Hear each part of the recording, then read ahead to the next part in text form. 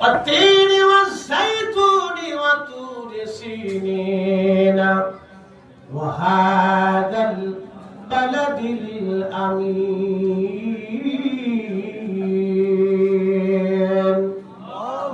জয়তুনের তেল খাও গায়ে লাগাও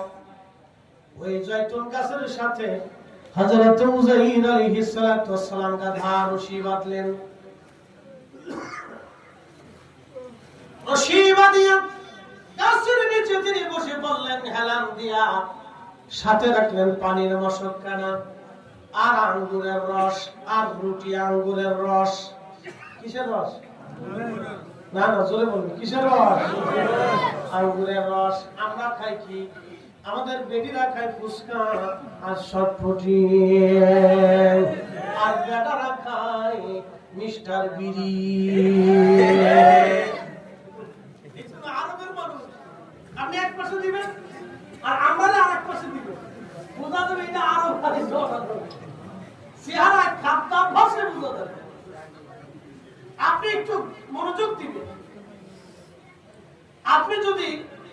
সৌদি আরবের বাঙালি পাড়া যান পাকিস্তানি আর হিন্দুস্তানি এই পাড়া মানে এই অঞ্চলের ভিতরে ঢুকলে বুঝতে পারবেন যে ভারতীয় পাকিস্তানি বাঙালি এক নম্বরে অপরিচ্ছন্ন অপরিষ্কার থাকে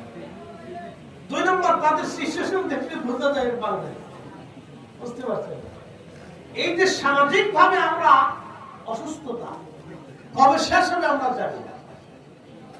সামাজিক ভাবে আমরা এক অসুস্থতা আছে আল্লাহ রাসূল পবিত্র হতে বলেছেন কত বছর আগে 1450 বছর আগে বলছেন তুহুরু শাতরুল ঈমান পবিত্রতা ঈমানের অংশ আমাদের পোশাক যা হোক পাক থাকতে হবে আমরা খাবার যতটুকুই খাই সেটা যেন হালাল হতো